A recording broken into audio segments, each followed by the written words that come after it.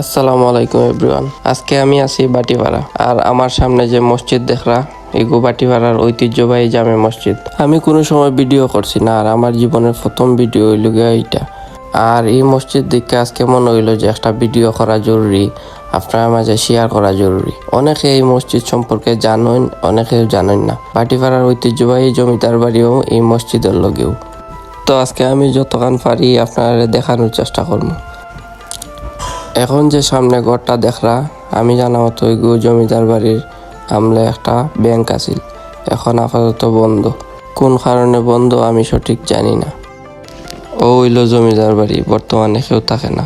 কত সুন্দর ঘর দেখতেও পারা, আর গাছ গাছালিও গেরা। আর ঘরগুন দেখলেও বোঝা যায় যে অনেক আগের ঘর। আরও অনেক ঘর আছে ইলা পুরান। সময় পাইলে আজকে দেখাইমো ইনশাল্লাহ। ও হইল মসজিদের লগের পুকুর, অনেক বড় পুকুর দেখতেও পারা। আর ডাইন সাইডে আছে বাজার। গলা ভাঙার কারণে সুন্দর করে মারতেও পারলাম না। চলো সামনে থেকে দেখা যাক মসজিদটা। সামনে যাইতেও পাইলাম আমার বন্ধু আরমান রে। হে একটা সুন্দর আশি দিছে। সামনে থেকে দেখতে অনেক সুন্দর লাগে। মসজিদের দ্বারও আছে জমিদার বাড়ির ঘরগুলা, পুরান আমলের ঘর দেখতেও পাররা।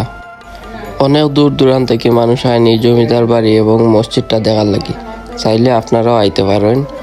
আর আজকে পুরাপুরি জমিদার বাড়ির ভিতর দেখানি হয়েছে না, তো নেক্সট ভিডিওতে ইনশাল্লাহ আমি দেখানোর চেষ্টা করব। তো আজকে এই পর্যন্ত ভিডিও শেষ। ইনশাল্লাহ নেক্সট ভিডিও দেখা হইব। আল্লাহ হাফেজ।